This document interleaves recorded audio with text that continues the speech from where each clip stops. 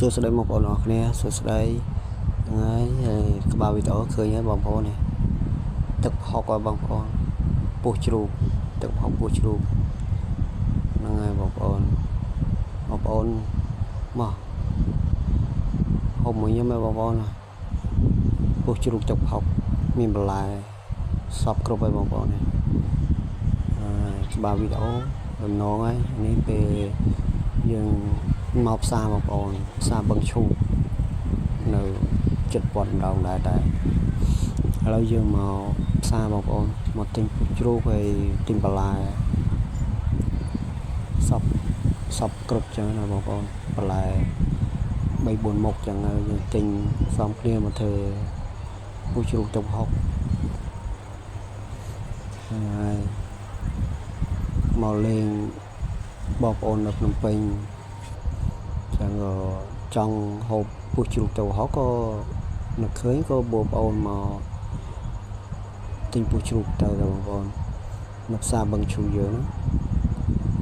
នេះបងប្អូនពងលៀងបន្លែលៀងអីបងប្អូនណាខ្ញុំចង់យូរហើយតែដែលបានហូបទេបងប្អូនឥឡូវបងប្អូនទិញឲ្យហូបនេះពងឡាច់ស្ងោរបងប្អូនវានៅផ្ទះម៉ែនៅភ្នំពេញបងប្អូនឥឡូវយើងពងដាក់ស្ងោរវាអញ្ចឹងយើងក៏ចេញមកមុខផ្ទះតិចទៅយើងថតមើលបរិវេណផ្ទះយើងអញ្ចឹងឥឡូវផ្ទះឥឡូវគេបានធ្វើផ្លូវធ្វើអីឲ្យ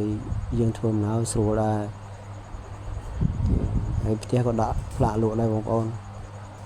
លក់តែលក់អត់ទាន់ចេញទេបងប្អូនថ្ងៃណាចេញក៏ចេញយើងដាក់គេឲ្យថោកពេកអត់លក់ហើយយើងក៏មកចូលសាច់រឿងយើងវិញនេះមកជុំគ្នាហើយបងប្អូនហើយក៏ដាក់ឈាជាក់